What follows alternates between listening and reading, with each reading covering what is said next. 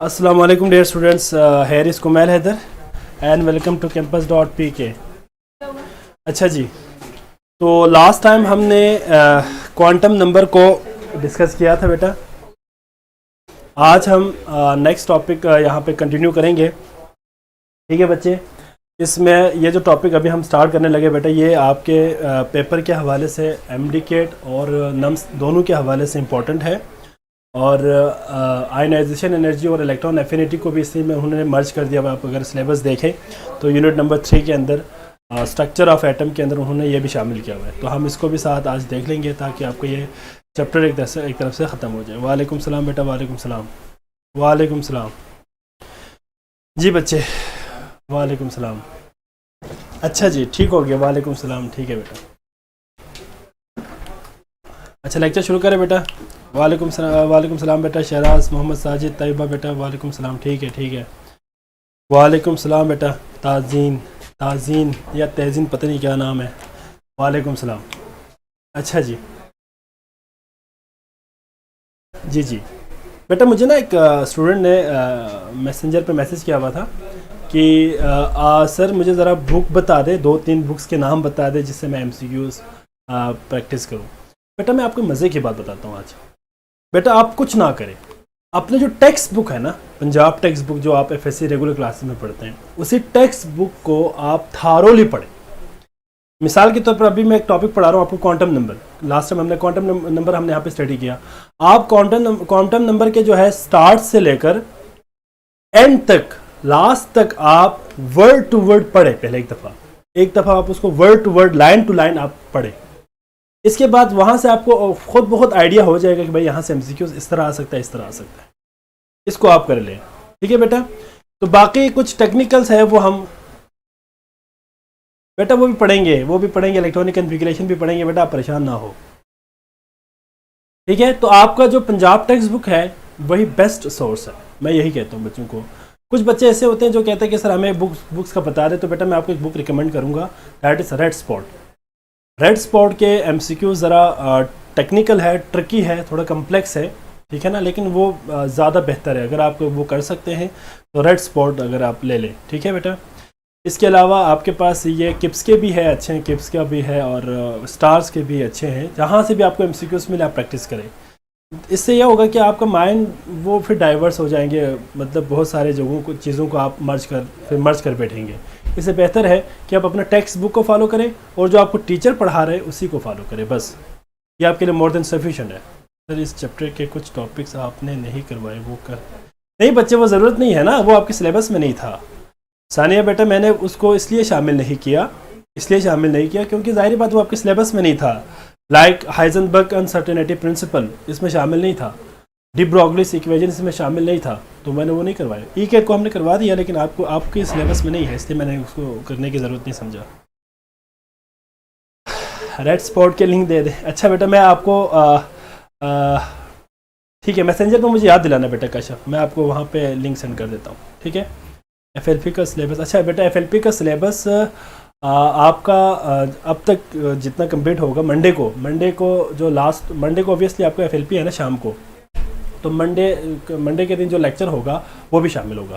Chapter number 4 chemical bonding भी, spectrum और Bohr में एनर्जी नहीं बेटा, उसकी ज़रूरत नहीं थी बेटा। स्पेक्ट्रम और बोहर्स की जो मॉडल है, मॉडल में रेडियस और एनर्जी की बात जो हमने की थी, या आगे वेव नंबर की, वो इसमें शामिल नहीं है बेटा। FLP मैंने बता दिया सिलेबस, आपका FLP का सिलेबस होगा। लास्ट टाइम कहाँ तक हमने किया था, चैप्टर नंबर 2 यूनिट 2 किया था ना, यूनिट नंबर 3 कंप्लीट होगा, और साथ में केमिकल बॉन्डिंग के 1-2 टॉपिक हम नेक्स्ट लेक्चर में पढ़ेंगे, वो भी शामिल होगा, ठीक है बच्चे। अब केमिकल बॉन्डिंग के अंदर भी अगर आप देखें तो वेस्पर थ्योरी, VBT, हाइब्रिडाइजेशन और MOT, ये UHS में नहीं है लेकिन नम्स में है, तो हमने वो भी पढ़ना है, ठीक है बच्चे। तो बहरहाल जब आपका वो चैप्टर स्टार्ट कर लेंगे केमिकल बॉन्डिंग, तो केमिकल बॉन्डिंग में जितना टॉपिक हम मंडे को पढ़ेंगे वही सारे शामिल होंगे, ठीक है बेटा। FLP में FLP का सिलेबस आपका unit number 3 complete, structure of atom complete, और साथ में मंडे को जो लेक्चर हम केमिकल बॉन्डिंग का पढ़ेंगे वो इसमें शामिल होगा बेटा। बता दिया है मैंने FLP का सिलेबस।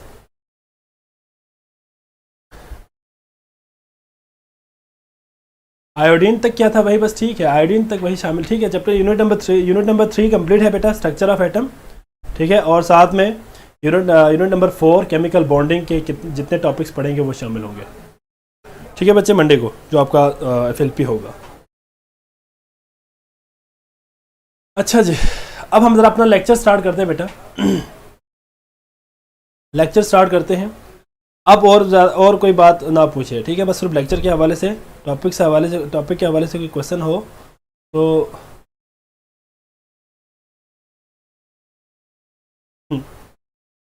स्टूडेंट्स कभी भी खुश नहीं होते हैं। पहले जब सैटरडे को आपका FLP का पेपर था तो सारे बच्चे कहते थे कि सर मंडे को रखें, अब मंडे को रख दिया, आप बच्चे कह रहे सैटरडे को रख दें। बड़ी बात है बेटा, मज़े की बात है, स्टूडेंट्स कभी भी खुश नहीं होते।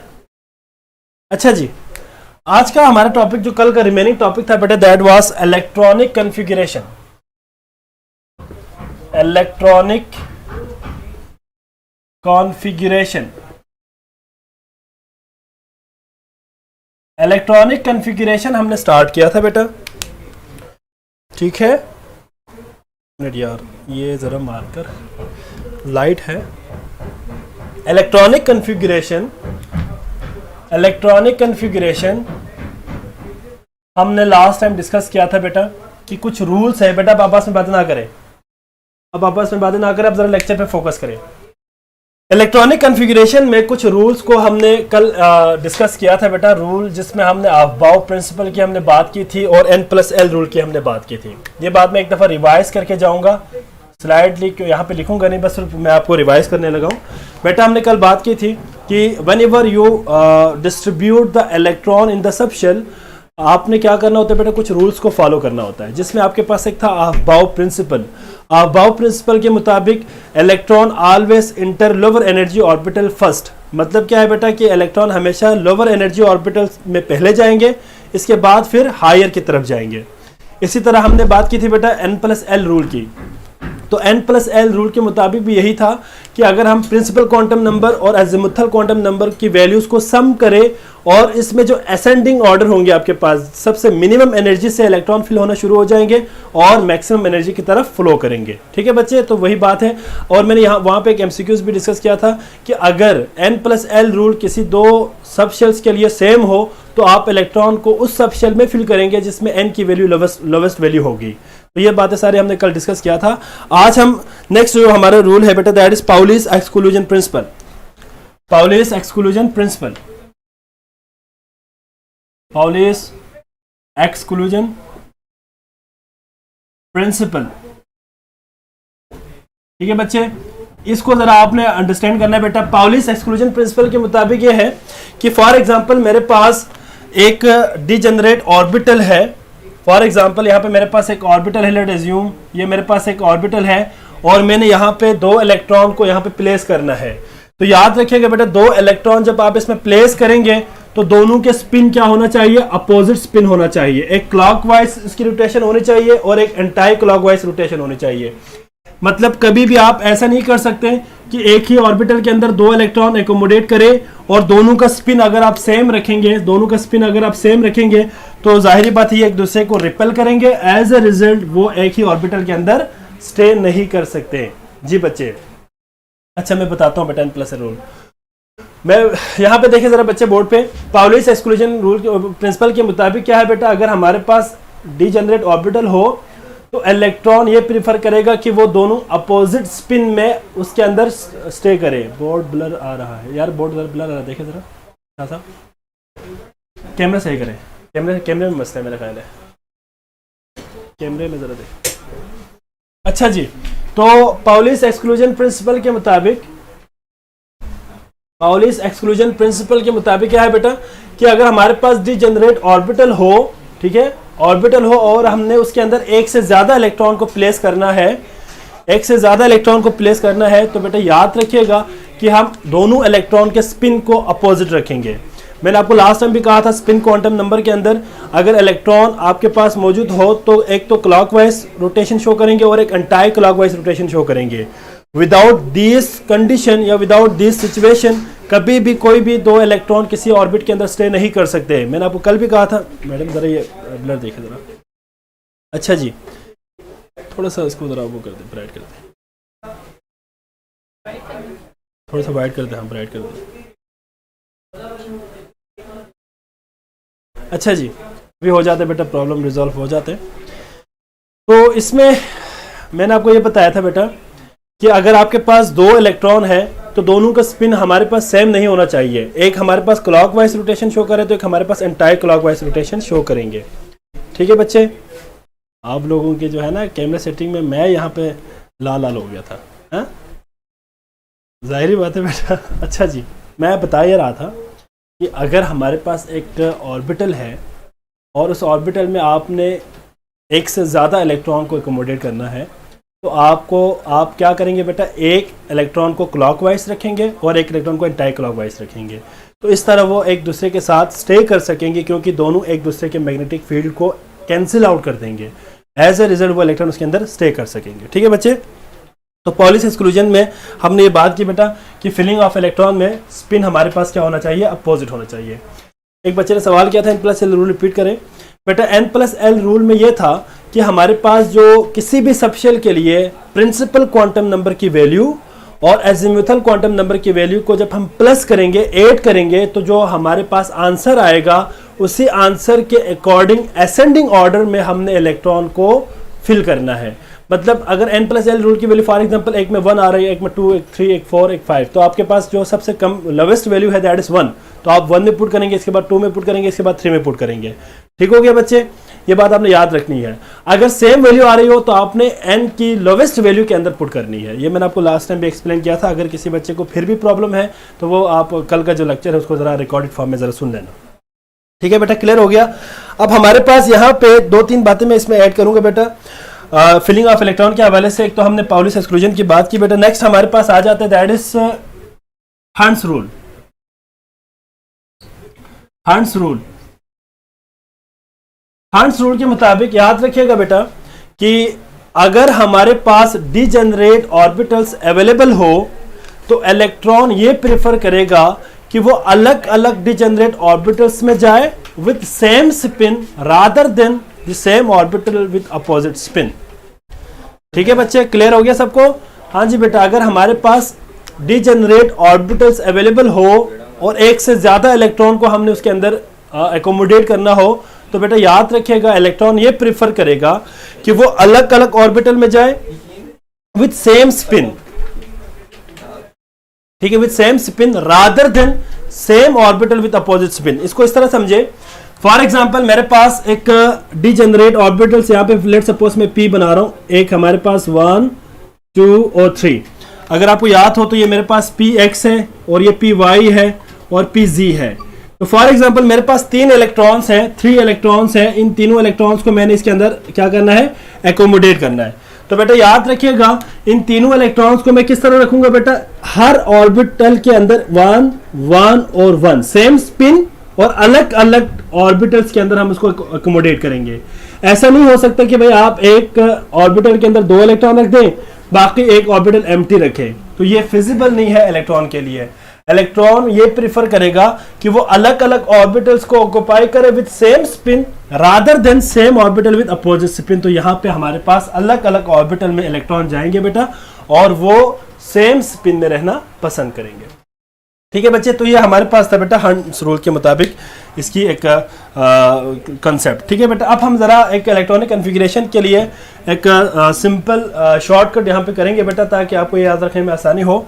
साथ साथ आप भी बेशक ड्रा कर लीजिएगा कि यहाँ पे देखिए जरा सारे बच्चे मैं यहाँ बोर्ड पे बनाने लगा हूँ। 1, 2, 3, 4, 5, 6, 7। 1, 2, 3, 4, 5, 1, 2, 3, 1। ठीक है बच्चे, सारे बना दे, सर के बॉल्स बना दे सारे। इसके बाद यहाँ पे लिख दे बेटा this is 1s, 2s, 3s, 4s, 5s, 6s, 7s, 2p, 3p, 4p, 5p, 6p, 3d, 4d, 5d 4f। ठीक है बच्चे, तो इलेक्ट्रॉनिक डिस्ट्रीब्यूशन के लिए मैंने आपको बना एक शॉर्टकट बता रहा हूं बेटा, यहाँ पे आप इसको जरा अच्छी तरह समझिए।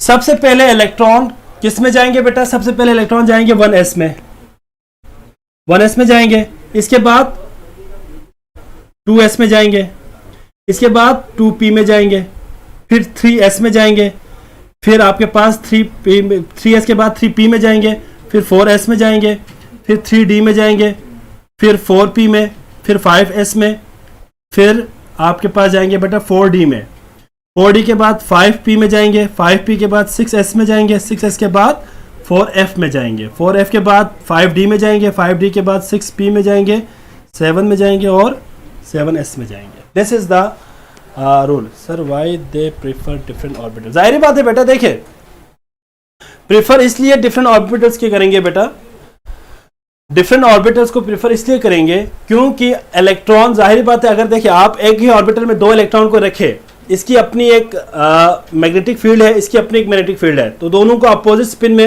एडजस्ट करना पड़ेगा। आप इस तरह से इसको इस तरह से समझे। फॉर एग्जाम्पल आपकी क्लास में फॉर एग्जाम्पल एक चेयर है, ठीक है, एक चेयर है और उस पर एक स्टूडेंट वैसे भी वहां पे पहले से ही वहां पे मौजूद है, एक एरिया को कवर किया हुआ है। फॉर एग्जाम्पल लेट अज्यूम आप जाके वहां बैठना चाहें, वो जगह कवर है, ठीक है, जबकि इससे थोड़ा दूर अगर आप देखें तो साथ में एक और चेयर खाली भी है। तो मुझे ये बताया कि आप उस खाली चेयर पे जाके बैठना पसंद करोगे या उस जो पहले से ही ऑक्युपाइड है उसके साथ एडजस्ट करके बाय फोर्स बैठेंगे?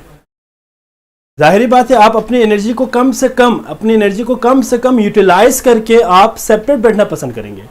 बिल्कुल इसी तरह इलेक्ट्रॉन की स्टेबिलिटी अलग ऑर्बिट के अंदर, अलग ऑर्बिटल्स के अंदर सेम स्पिन में है, तो वो अलग ऑर्बिटल को ऑक्युपाई करेंगे और जिस तरह आपके पास बाकी इलेक्ट्रॉन की स्पिन है उससे वो भी अपने इलेक्ट्रॉन की स्पिन को शो करेंगे। ठीक है, एक ही ऑर्बिटल में बाय फोर्स एडजस्ट करें तो उसकी एनर्जी यूटिलाइज हो जाएगी, उसकी एनर्जी यूटिलाइज हो जाएगी।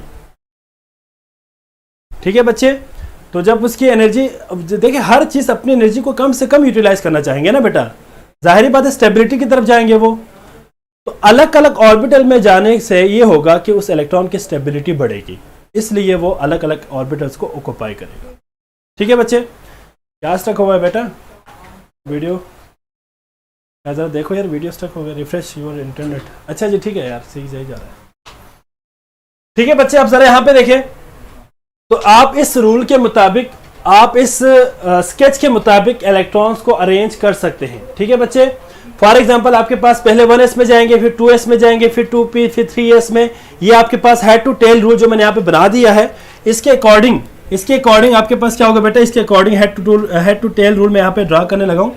इसको कुछ मैं इस तरह ड्रा करूंगा बेटा, this is the head to tail rule. ठीक है बेटा, यहाँ पे जाएंगे, इसके बाद फिर आपके पास कहाँ पे जाएंगे बेटा, इस तरह हेड टू टेल रूल, इस तरह आपके पास, इस तरह, और इसके बाद इस तरह से बेटा यहाँ पे जाएंगे और फिर यहाँ पे, फिर यहाँ पे। ठीक है बेटा, तो हेड टू टेल रूल के मुताबिक आपके पास इलेक्ट्रॉन, अच्छा जी बेटा मैंने ये किया है कि पहले मैंने आप यहाँ पे 7 बॉल्स बना दिए सर्कल, और 7 बॉल्स में मैंने 1s 2s 3s सिर्फ एस सबशेल्स को मैंने लिखा है।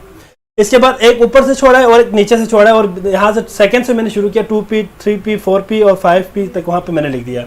इसके बाद यहाँ से एक और मैंने छोड़ दिया, नीचे से एक छोड़ दिया, यहाँ पे मैंने 3d 4d 5d लिख दिया, और इसे एक और यहाँ पे छोड़ दिया, यहाँ पे छोड़ दिया, यहाँ पे मैंने 4f लिख दिया है। सिंपल। अब आपने इलेक्ट्रॉन की फिलिंग, जब इलेक्ट्रॉन को जब फिल करना हो बेटा तो क्या करेंगे आप 1s से शुरू करेंगे, 1s से शुरू करेंगे, पहले 1s में जाएंगे, फिर 2s में जाएंगे, फिर आपके पास एरो कहाँ पे है, यहाँ पे, तो आप 2p में जाएंगे, फिर 3s में जाएंगे, 3s के बाद फिर 3p में जाएंगे, 3p के बाद 4s में, 4s के बाद 3d 4p 5s, इसी तरह आपके पास increasing order of their energy electron की फिलिंग्स होगी। ठीक है बच्चे, इसमें तो मेरे ख्याल कोई मसला नहीं है बच्चे बड़ा सिंपल है, इसमें कोई लॉजिक नहीं है। और कोई क्लियर हो गया बेटा यहाँ तक सबको? अब हम इसके अंदर एक एक्सेप्शन को पढ़ेंगे बेटा, एमसीक्यूज के हवाले से बहुत इंपॉर्टेंट है एक्सेप्शन। बेटा ये बहुत इंपॉर्टेंट एमसीक्यूज है एक्सेप्शन। इलेक्ट्रॉनिक कॉन्फ़िगरेशन के अंदर एक एक्सेप्शन है जो इस रूल्स को जरा डिनाई करते, इस रूल को फॉलो नहीं करते, उसमें कुछ एक्सेप्शंस है।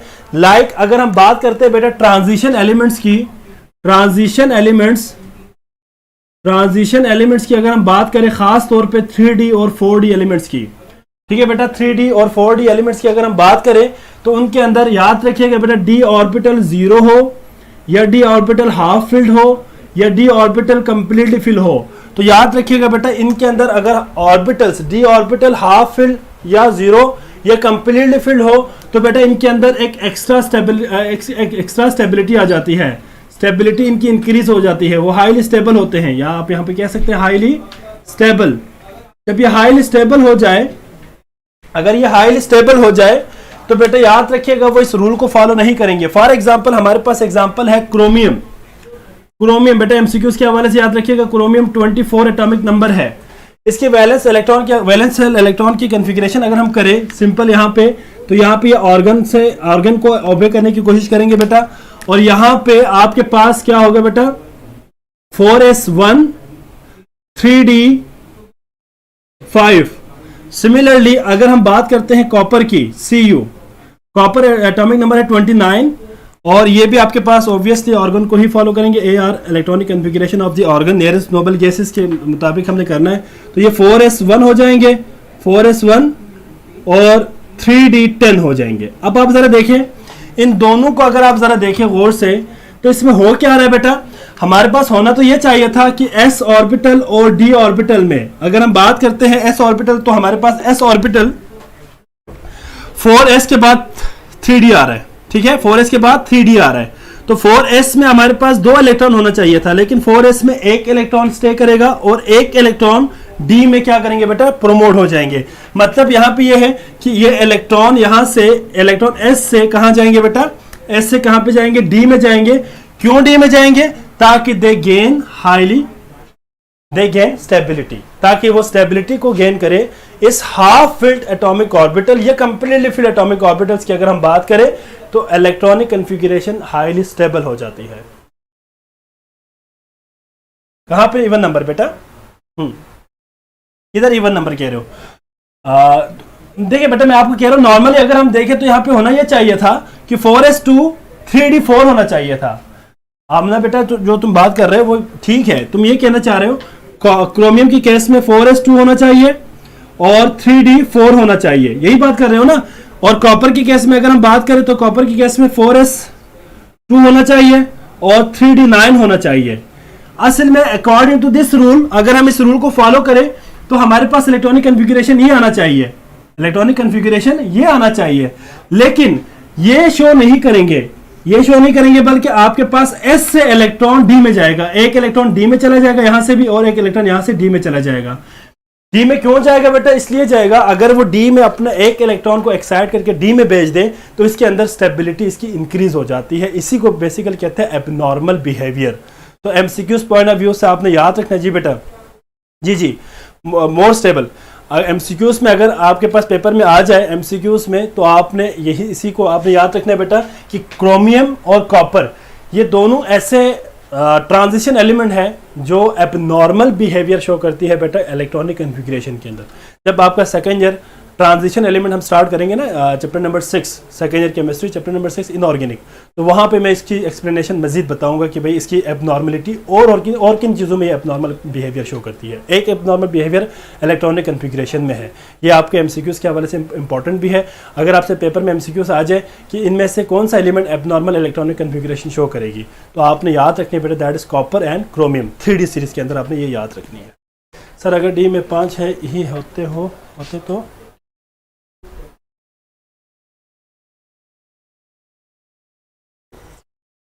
नहीं बच्चे, बात यहाँ पे ये है कि हमारे पास जो स्टेबिलिटी की बात हो रही है ना, जी चैप्टर नंबर 6 ट्रांजिशन एलिमेंट की बात कर रहा हूं मैं।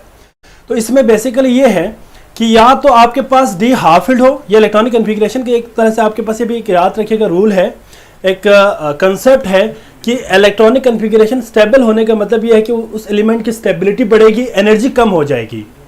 तो उसकी एनर्जी तभी कम होगी जब उसके डी ऑर्बिटल पार्शियली फिल्ड हो या कंप्लीटली फिल्ड हो या कोई भी इलेक्ट्रॉन ना हो।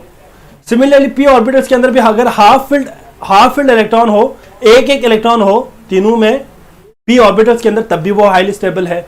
ये कंप्लीटली फील्ड हो तब भी हाईली स्टेबल है। तो इलेक्ट्रॉन देखिए, एटम ये प्रीफर करेगा, इलेक्ट्रॉन ये प्रीफर करेगा कि वो अपने एनर्जी को कम यूटिलाइज करे, स्टेबिलिटी को इंक्रीज करे। तो मैंने आपको लास्ट टाइम भी कहा था बेटा कि तमाम सब्सटेंस जिनकी एनर्जी कम होगी तो स्टेबिलिटी बढ़ेगी, अगर एनर्जी ज्यादा हो जाए तो स्टेबिलिटी कम होती है। इनमें एबनॉर्मल बिहेवियर इसी वजह से है क्योंकि ये एक्स्ट्रा स्टेबिलिटी गेन करती है। ठीक है बच्चे, तो स्टेबिलिटी की वजह से abnormal behaviour. D4, D9, F6 जी बेटा F के अंदर भी होती है, लेकिन F की हम यहाँ पे बात नहीं करेंगे, वो फुल 4D सीरीज में आ जाएगा। फिर क्लियर हो गया बेटा सबको? तो एबनॉर्मल बिहेवियर बेटा ये बहुत इंपॉर्टेंट एमसीक्यूज है, मैंने यहाँ पे मेंशन भी कर दिया है कि इंपॉर्टेंट एमसीक्यूज है, आपने इसको याद रखनी है। ठीक है बेटा, ये और ये दोनों इंपॉर्टेंट एमसीक्यूज है, बस आप ये दो याद रखिएगा, एक कॉपर और एक क्रोमियम। जब चैप्टर नंबर 6 स्टार्ट करेंगे तो और भी इनके अंदर एबनॉर्मेलिटीज है, वो हम वहां पे स्टडी करेंगे। क्लियर हो गया बेटा सबको जी? किसी बच्चे का कोई सवाल इसमें?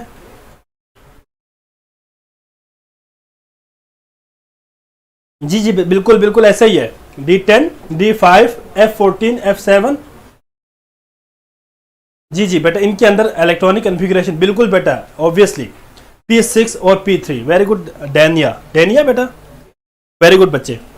स्टेबल इलेक्ट्रॉनिक कॉन्फ़िगरेशन के लिए ये इलेक्ट्रॉनिक कॉन्फ़िगरेशन आ जाती है, बिल्कुल ऐसा ही है। ओके बच्चे, आपका नेक्स्ट टॉपिक है calculation of number of particles in an atom. किसी भी एटम के अंदर मौजूद नंबर ऑफ पार्टिकल्स की कैलकुलेशन हम कैसे करेंगे, ये आपको कल मैंने एमसीक्यूज भी दिया था बेटा, उसी से रिलेटेड है। यहां देखें जरा सारे बच्चे, sir if S has one electron that indicate that it has half filled। जी बच्चे, S के अंदर अगर एक इलेक्ट्रॉन हो तो हाफ फील्ड है, ऑब्वियसली S के अंदर एक इलेक्ट्रॉन हो तो हाफ फील्ड है। P के अंदर अगर हमारे पास 3 इलेक्ट्रॉन हो तो हाफ फील्ड है। D के अंदर अगर 5 इलेक्ट्रॉन है तो हाफ फील्ड है, और F के अंदर 7 इलेक्ट्रॉन है तो हाफ फील्ड है। अगर S भी फील्ड होते और ऑब्वियसली बेटा आयशा, अगर S भी फिल होता और D भी हमारे पास स्टेबल इलेक्ट्रॉनिक कॉन्फ़िगरेशन में होता ना, तो ये रूल फॉलो करेगा, इसमें जाने की जरूरत नहीं पड़ेगी फिर। ठीक है, इसी तरह हमारे पास आयरन की अगर आप करें ना इलेक्ट्रॉनिक कॉन्फ़िगरेशन, आयरन की करें तो वो नहीं जाते, वो आगे ट्रांसफर नहीं करते हैं।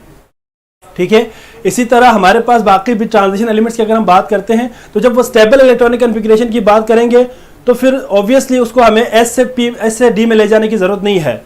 अगर उसकी स्टेबिलिटी S से D में जाने के बाद बढ़ रही है, फॉर एग्जांपल 4 इलेक्ट्रॉन आ रहे हैं, अगर उसके अंदर 4 इलेक्ट्रॉन आ रहे हैं, इसमें देखें क्रोमियम के अंदर 4 आ रहा था पहले, D में 4 आ रहा था, लेकिन S से एक इलेक्ट्रॉन जब 4 D में चला गया तो D में 5 इलेक्ट्रॉन हो गए, हाफ फील्ड हो गए, तो वो स्टेबल हो गए। ठीक है बेटा जी बेटा, S 1 इलेक्ट्रॉन के साथ स्टेबल होगा ऑब्वियसली, इसमें कोई मसला नहीं है जी बच्चे। क्योंकि बेटा आपको इलेक्ट्रॉनिक कॉन्फ़िगरेशन के हवाले से यही ट्रिक है बेटा, इसमें न्यूमेरिकल टाइप नहीं है। ठीक है, आगे कुछ आएंगे पार्ट्स आएंगे जिसमें आपको मैं बता दूंगा कि भाई आप इसको कैसे सॉल्व करेंगे। ये भी एक ट्रिक है बेटा, एक तरह से ये भी एक टेक्निक है जिसमें आप इलेक्ट्रॉनिक कॉन्फ़िगरेशन करते हैं। नंबर ऑफ पार्टिकल्स में बेटा याद रखिएगा, आपके पास एक है एटॉमिक नंबर, ये तो सिंपल कंसेप्ट है, एटॉमिक नंबर, और एक है atomic mass. Atomic number is the total number of proton and neutron present in the nucleus of an atom. ठीक है बच्चे, इसको हम आइडेंटिफिकेशन नंबर भी कहते हैं, और इसको हम चार्ज नंबर भी कहते हैं, और इसके अलावा हम इसको प्रोटॉन नंबर भी कह सकते हैं, प्रोटॉन नंबर भी कह सकते हैं। ठीक है बच्चे, एटॉमिक नंबर को हम आइडेंटिफिकेशन नंबर इसलिए कहते हैं क्योंकि पीरियोडिक टेबल के अंदर एलिमेंट की आइडेंटिफिकेशन हम एटॉमिक नंबर से करते हैं। ये तो राज की बात हो गई ना बेटा, एक तो राज की बात मैंने बता दिया तुम्हें, क्रोमियम और कॉपर के हवाले से बता दिया राज की बात। अभी आगे आ जाएंगे कुछ राज की बातें। ठीक है, अच्छा जी, एटॉमिक नंबर के बाद अब आपके पास आ जाएंगे बेटा इसी में ही एटॉमिक मास। ये सिंपल कंसेप्ट है, इसमें मैं आपको जो एमसीक्यूज आएगा पेपर के हवाले से वो डिस्कस करना है। मास नंबर क्या था बेटा? Total number of proton and sorry total number of proton and neutron, atomic number is the total number of, sorry बेटा ये उलट हो गया, atomic number is the number of proton and mass number is the total number of proton and neutron, number of proton and neutron, इसको हम कहेंगे mass number, ठीक है बच्चे। और हम एटॉमिक नंबर को जी से रिप्रेजेंट करेंगे बेटा, और एटॉमिक मास को हम ए से रिप्रेजेंट करते हैं, ये बातें सारी आपको पता है बेटा। अगर हमने न्यूट्रॉन फाइंड करना हो तो यहां से क्या करेंगे बेटा, atomic mass will be equal to atomic number plus number of neutron. अगर न्यूट्रॉन निकालना चाहे तो क्या करेंगे बेटा, इसमें neutron is equal to atomic mass minus atomic number, ठीक है बच्चे। तो यहां से हम number of neutron find out कर सकते हैं। आप इस टॉपिक से जो एमसीक्यूज आएगा जरा उसको जरा देखें बेटा, जरा एमसीक्यूज की बात मैं करने लगा हूं इस टॉपिक से, इसमें और कुछ नहीं है, बस आपको आपके बुक वालों ने वैसे आपके जो सॉरी सिलेबस के अंदर ये टॉपिक नाम से ही दिया हुआ है, calculation of number of particles की। तो इसमें जो एमसीक्यूज आएगा वो कैसे आएगा,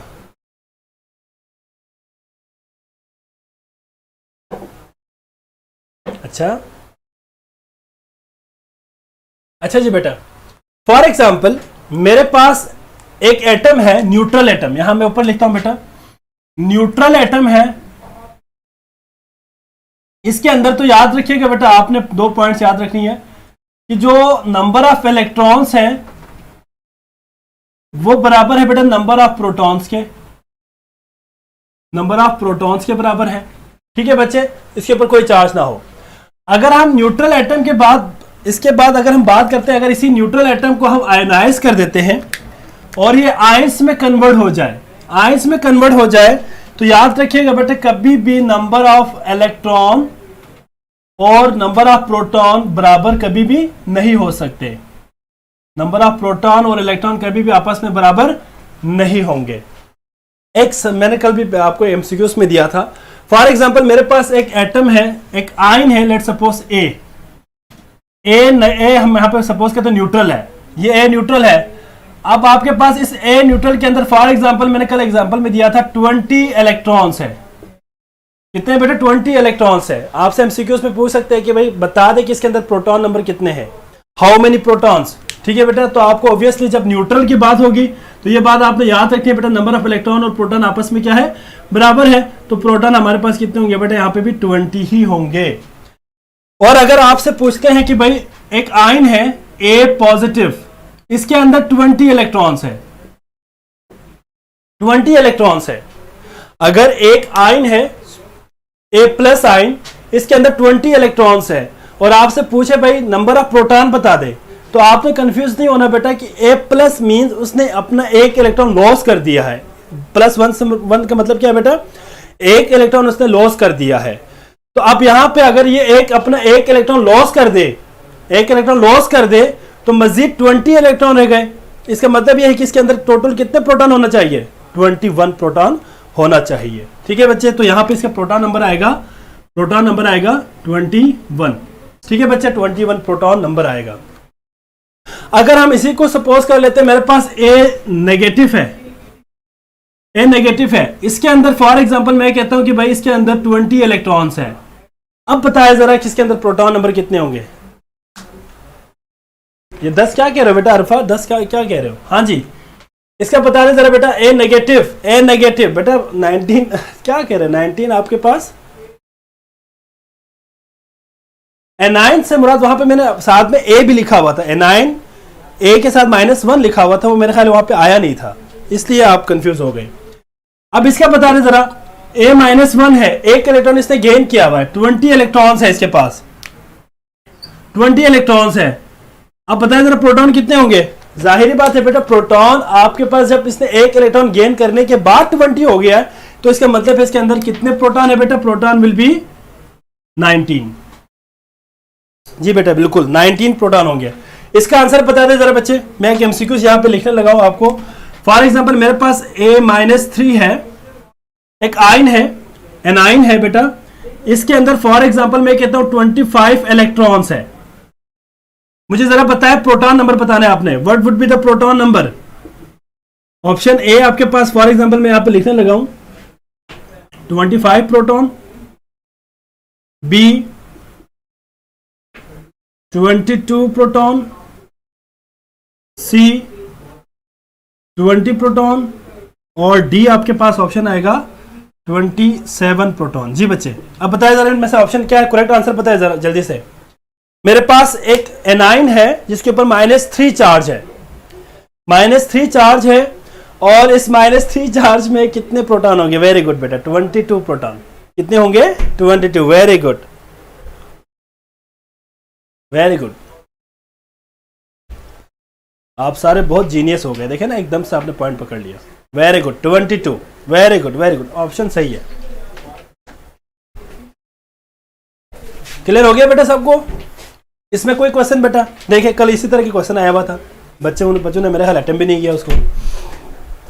क्लियर है बेटा? अब मुझे ये बता दें, समझ आ गया यहाँ तक सबको? क्लियर हो गया सबको? ताकि मैं नेक्स्ट टॉपिक की तरफ मूव करूँ।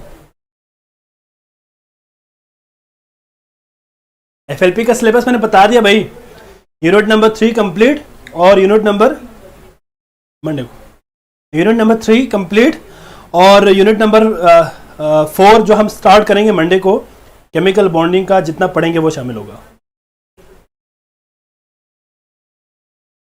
हाँ जी, अगर आप इस तरह के एमसीक्यूज आए तो कर सकोगे ना बेटा? जी जी, वेरी गुड, वेरी गुड। सारे बहुत ज्यादा जीनियस हो गए बेटा, बहुत ज्यादा जीनियस हो गए। Very good, got it, very good, सुभान अल्लाह। अब्दुल हादी आ गए तुम?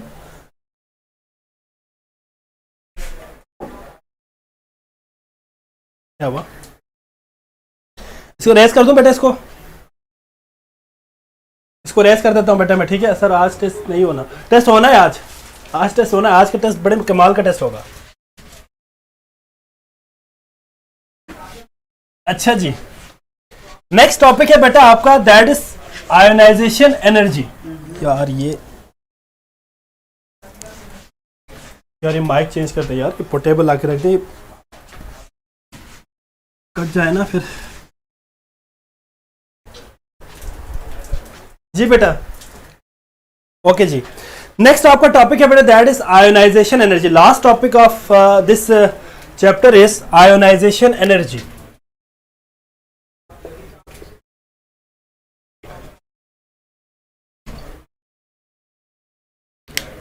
आयोनाइजेशन एनर्जी,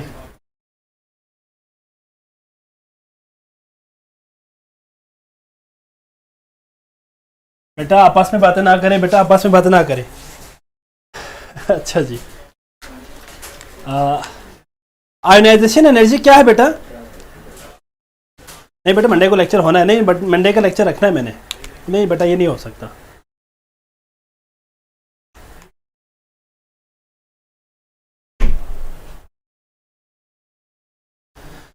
अच्छा जी बेटा, नेक्स्ट आपके पास है, that is ionization energy. Ionization energy is the amount of energy that is required to remove the valence electron of an isolated gaseous atom।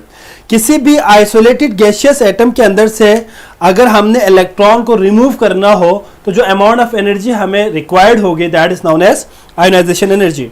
ठीक है बच्चे, तो यहां पे एक बात आपने याद रखनी है आयोनाइजेशन एनर्जी के हवाले से, कि हमें जो एनर्जी रिक्वायर्ड होगी वो एनर्जी खास तौर पे किसके लिए होगी बेटा? याद रखिएगा, एनर्जी रिक्वायर्ड होगी to remove electron from valence shell. Valence shell या outermost shell, valence shell.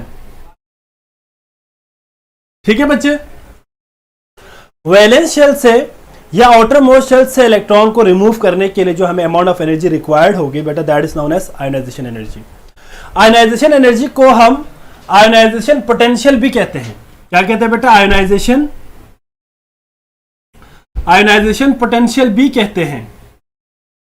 ठीक है बच्चे, और याद रखिएगा कि ionization energy, amount of energy, ठीक है बेटा, आयोनाइजेशन एनर्जी हमेशा as a result of the ionization energy हमारे पास क्या बनेंगे बेटा? हमेशा कैटायन बनेंगे। कैटायन इज फॉर्म्ड, हमेशा क्या बनेंगे बेटा?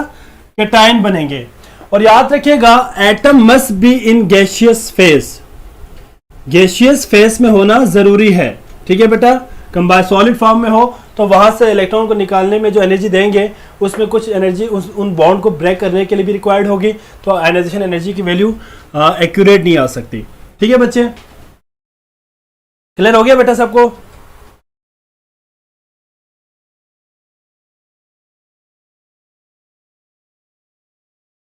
ऐड नहीं होगा ना बेटा, कैसे ऐड होगा?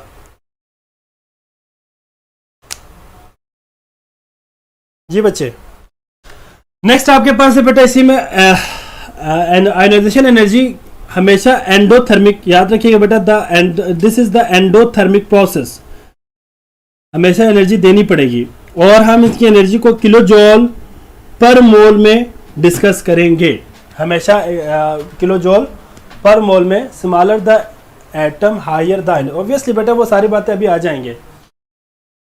ठीक है बच्चे, क्लियर हो गया सबको? हाँ जी, कोई प्रॉब्लम किसी का बेटा इसमें अगर है तो बता सकते हैं, यहाँ तक इसमें कुछ पॉइंट्स मैंने डिस्कस कर दिया है, अगर इसमें कोई प्रॉब्लम है तो बता सकते हैं। जी बच्चे, अच्छा जी,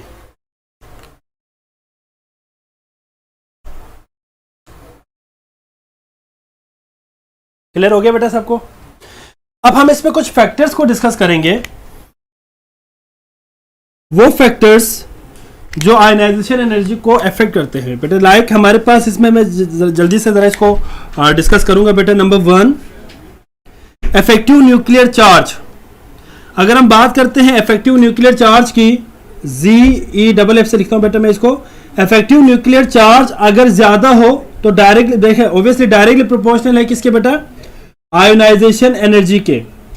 अगर इफेक्टिव न्यूक्लियर चार्ज किसी न्यूक्लियस के ऊपर, किसी एटम के ऊपर चार्ज ज्यादा हो तो अट्रैक्शन ज्यादा होगी, तो आयोनाइजेशन एनर्जी भी ज्यादा होगी।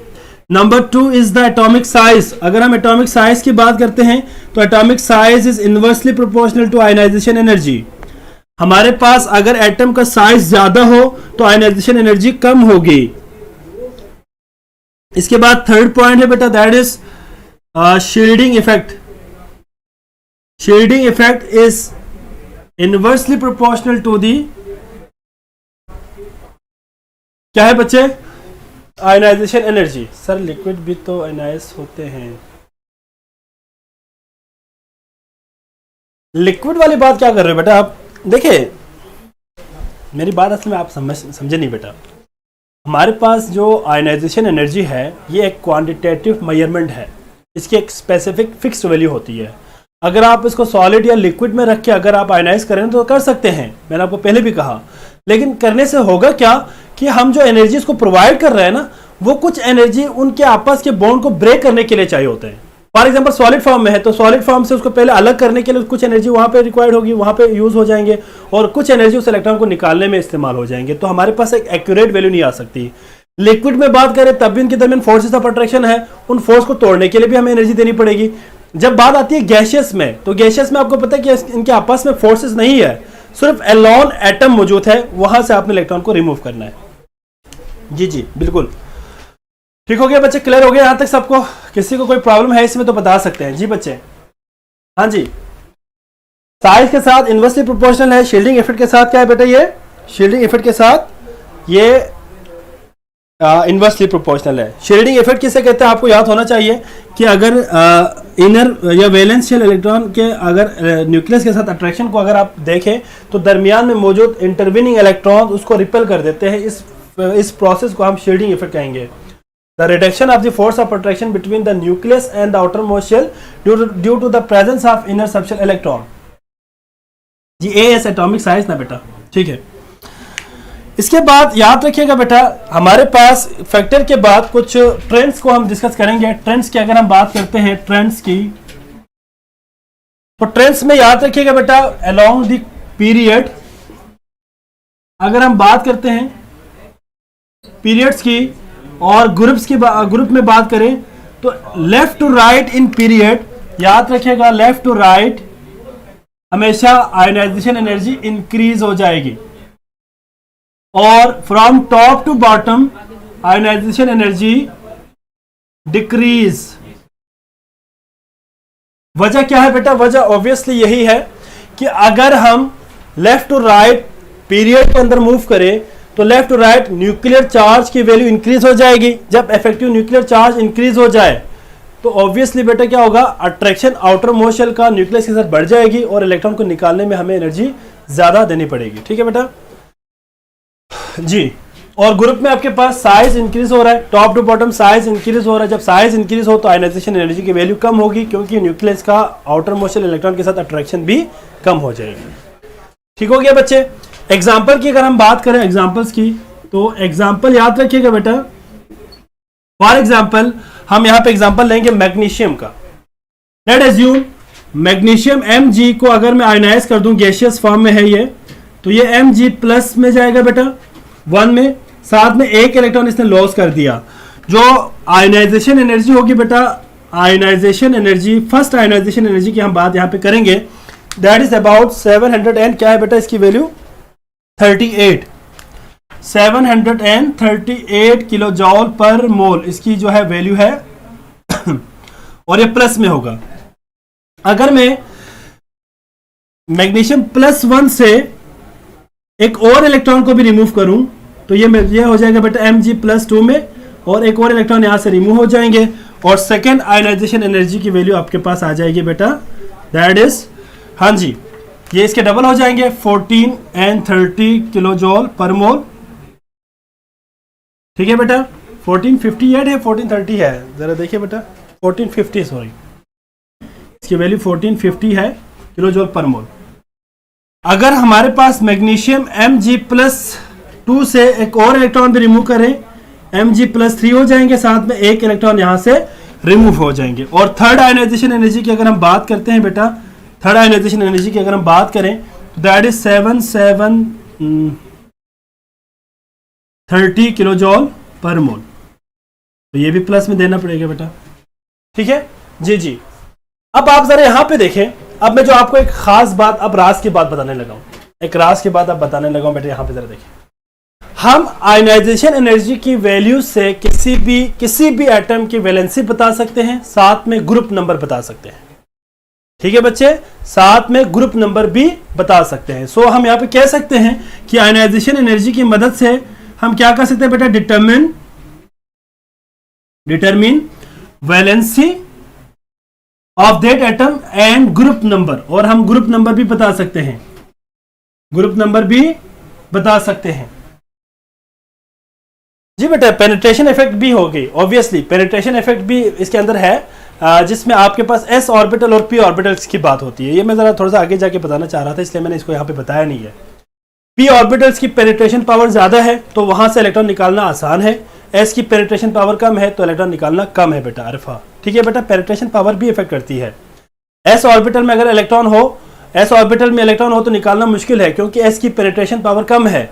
p ऑर्बिटल के p ऑर्बिटल के अंदर अगर इलेक्ट्रॉन मौजूद हो तो वहां पे पेनिट्रेशन पावर उसकी ज्यादा है, तो आसानी से वहां से इलेक्ट्रॉन निकाल सकते हैं। नेचर ऑफ ऑर्बिटल्स में जरा थोड़ी देर बाद बताऊंगा आपको, नेचर ऑफ ऑर्बिटल्स के बाद बताना है मैंने आपको। अच्छा जी, तो यहाँ पे क्लियर हो गया बेटा। अब यहाँ से कैसे पता चलेगा वैलेंसी क्या है और ग्रुप नंबर क्या है बेटा, यहाँ पे जरा गौर से देखिएगा कि हमारे पास फर्स्ट आयनाइजेशन एनर्जी, मतलब आपके पास एक इलेक्ट्रॉन को निकालने के लिए जो एनर्जी रिक्वायर्ड थी बेटा, दैट वाज 738। सेकेंड इलेक्ट्रॉन को निकालने के लिए हमें इसका डबल चाहिए। जब थर्ड की बात करें तो थर्ड में आपके पास एक बिग डिफरेंस आ रहा है।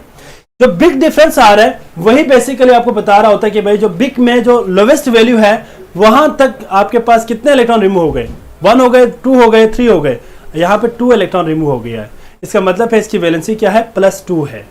वैलेंसी क्या है बेटा, +2 वैलेंसी है। और आपको पता है मैग्नीशियम +2 में ही एग्जिस्ट करती है बेटा, +2 वैलेंसी है, और यही आपके पास ग्रुप सेकंड ए के एलिमेंट्स है।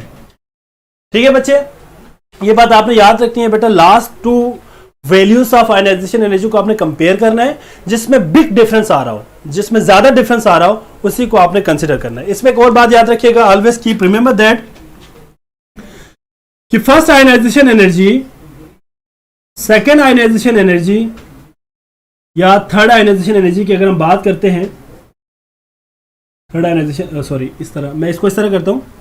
फॉर एग्जांपल ये मेरे पास थर्ड है, ये सेकंड है, ये 1 है, तो बेटा याद रखिएगा हमेशा कि हमेशा थर्ड आयनाइजेशन एनर्जी की वैल्यू सेकंड से ज्यादा होगी और सेकंड का फर्स्ट से ज्यादा होगी। अगर 4 है तो 4 वाले सबसे ज्यादा मैक्सिमम वैल्यू होगी, इसके बाद थर्ड, इसके बाद सेकंड, इसके बाद फर्स्ट। ठीक हो गया बेटा, क्लियर हो गया सबको। यहां पे एक पॉइंट और भी यहां पे मैं ऐड करता जाऊं बेटा कि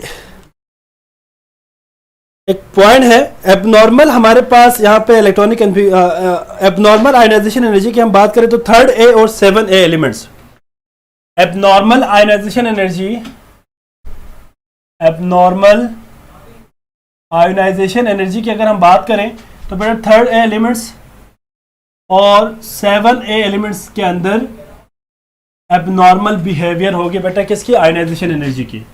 ठीक है बच्चे, इस वजह यह है कि इनके अंदर इलेक्ट्रॉन, वीडियो स्टॉक हो रहा है नहीं बच्चे, आपका अपना नेट का जरा इशू होगा, देखे जरा। तो यहाँ पे एमसीक्यूज के हवाले से याद रखिएगा बेटा कि 3rd और 7A एलिमेंट्स के अंदर क्या है बेटा, आयनाइजेशन एनर्जी एबनॉर्मल है। ठीक है बेटा, बेसिकली इसके अंदर एक तो बात आ जाती है कि इनको इलेक्ट्रॉन को निकालना बड़ा मुश्किल भी है। 7A में अगर हम बात करें तो 7 इलेक्ट्रॉन इनके वैलेंशन में मौजूद है, इलेक्ट्रॉन निकालना हमारे लिए बड़ा मुश्किल हो जाएगा। ठीक है, 3rd में अगर हम देखें तो स्टेबल इलेक्ट्रॉनिक कन्फिगरेशन है, तो इलेक्ट्रॉन निकाल तो सकते हैं लेकिन हमें एनर्जी ज़्यादा देनी पड़ेगी। ठीक है बच्चे, तो ये बात आपने याद रखनी है। अभी एक बच्चे ने यहाँ पे नेचर ऑफ ऑर्बिटल्स की बात की थी, वो मैं ज़रा बताने लगा हूँ। नेचर ऑफ ऑर्बिटल्स की अगर हम बात करें, नेचर ऑफ ऑर्बिटल्स की अगर हम बात करें, पेनिट्रेशन पावर है, यार बोर्ड ब्लर हो गया, देखे जरा यार।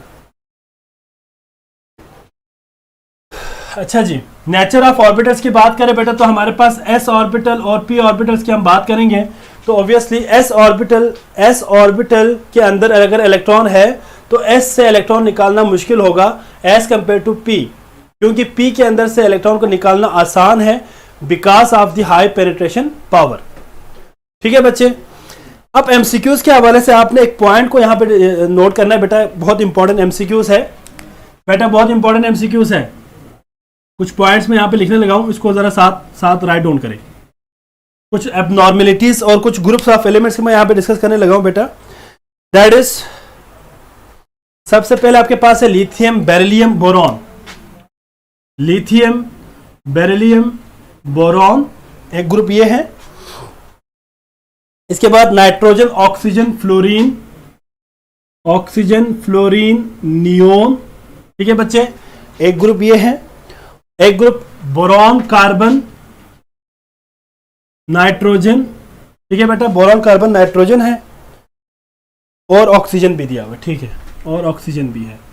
एक और ग्रुप भी लिखे बेटा, that is gallium indium and thallium, gallium indium and thallium. ठीक है बेटा, और एक और पॉइंट भी इसमें ऐड करें, फ्लोरीन और क्लोरीन। यहां पे लिखता हूं फ्लोरीन, क्लोरीन। जी बच्चे, अगर आप ऑब्वियसली बेटा sp इसमें आपके पास ऐसे ही है, 2 मिनट दे दे यार। हाँ जी, अब आप इसमें एबनॉर्मेलिटी देखें बेटा तो इसमें सबसे ज्यादा हमारे पास लिथियम बेरिलियम बोरॉन में beryllium have maximum ionization energy. ठीक है बेटा, इस ग्रुप में अगर आप देखें तो नियोन की सबसे ज्यादा आयोनाइजेशन एनर्जी होगी बेटा, आयोनाइजेशन एनर्जी। इस केस में अगर आप देखें तो नाइट्रोजन की आयोनाइजेशन एनर्जी ज्यादा होगी। इस केस में अगर आप देखें तो थैलियम की ज्यादा होगी बेटा, और इस केस में अगर आप देखें तो फ्लोरीन और क्लोरीन में देखें तो फ्लोरीन की जो है आयोनाइजेशन एनर्जी की वैल्यू ज्यादा होगी। ठीक है बेटा, एमसीक्यूज पॉइंट ऑफ व्यू से याद रखिएगा, आपने याद रखने बेटा एमसीक्यूज के हवाले से। और इसके रीजन मैं आपको बताने लगा हूं कि अगर हम इस ग्रुप में बात करें तो बेरिलियम हमारे पास स्टेबल इलेक्ट्रॉनिक कन्फिगरेशन है, इस वजह से आयोनाइजेशन एनर्जी ज्यादा होगी बेटा। इस केस में नियोन की बात करें तो नियोन आपको पता है इसकी भी स्टेबल इलेक्ट्रॉनिक कन्फिगरेशन है और ऑक्टेट कंप्लीट है। इसमें अगर आप देखें नाइट्रोजन में देखें, नाइट्रोजन में आपके पास हाफ फिल्ड p ऑर्बिटल्स है, यह आपको याद होना चाहिए। इसके अंदर भी स्टेबल ही इलेक्ट्रॉनिक कन्फिगरेशन है, हाफ फिल्ड इलेक्ट्रॉनिक कन्फिगरेशन। क्योंकि अगर आपको याद हो तो px, py और pz इन तीनों के अंदर हमारे पास एक एक इलेक्ट्रॉन मौजूद है, तो हाफ फिल्ड है। ठीक है बेटा, इसके अलावा आपके पास गैलियम इंडियम और थैलियम की अगर हम बात करें तो थैलियम हमारे पास सबसे ज्यादा हाई क्या शो करते बेटा, हाई आयोनाइजेशन एनर्जी शो करेगी बेटा because of poor shielding effect. इसकी रीजन क्या है बेटा, इसकी रीजन है poor shielding effect, poor shielding effect. ठीक है बच्चे, और इस केस में अगर हम बात करें फ्लोरीन और क्लोरीन की अगर हम बात करें तो फ्लोरीन और क्लोरीन में सबसे ज्यादा फ्लोरीन किस लिए है, क्योंकि स्मॉल साइज है, स्मॉल साइज है बेटा। ठीक है, इस वजह से अट्रैक्शन न्यूक्लियस का ज़्यादा है। Effective nuclear charge is greater, very high, as a result the ionization energy is very high. ठीक है बच्चे, यहाँ तक तमाम बच्चों को क्लियर हो गया बेटा। तो आयोनाइजेशन एनर्जी हमारे पास यहाँ पे हो गई बेटा ख़त्म। तो ये एमसीक्यूज़ के हवाले से याद रखना है आपने बेटा, ये सारे एमसीक्यूज़ हैं और यहाँ पे भी मैंने कुछ पॉइंट्स यहाँ पे ऐड कर दिया है। इसके बाद नेक्स्ट टॉपिक आपका आएगा बेटा इलेक्ट्रॉन एफिनिटी, वो हम नेक्स्ट लेक्चर में पढ़ेंगे। इसके बाद नेक्स्ट मंडे को हम लेक्चर में इलेक्ट्रॉन एफिनिटी को और साथ में केमिकल बॉन्डिंग को शुरू करेंगे। बेटा यहाँ तक किसी बच्चे को कोई प्रॉब्लम है तो बता सकते हैं जी, किसी बच्चे को कोई प्रॉब्लम है यहाँ तक, किसी को बेटा जल्दी से बता दे बेटा, टाइम खत्म हो गया जी। बेटा डू फास्ट, जल्दी से बताएं। अब आपका टेस्ट शुरू होने लगा है बेटा, आपके स्क्रीन पे टेस्ट शो हो जाएंगे, जल्दी से अपना टेस्ट अटेम्प्ट करें बेटा। इसके बाद फिर हम लेक्चर को वाइंड अप करेंगे। ऑक्सीजन और फ्लोरीन का अगर हम आपस में कंपेयर करें तो ऑब्वियसली फ्लोरीन का ज़्यादा होगा। Which one of the following element show abnormal electronic configuration? हाँ जी, the maximum electron affinity value for the atom is, बेटा यहाँ से आप बता सकते हैं फ्लोरीन, क्लोरीन, आयोडीन और ब्रोमीन में से किसकी ज़्यादा होगी। अच्छा जी, इसके बाद among the lithium beryllium boron group which one has the maximum ionization energy?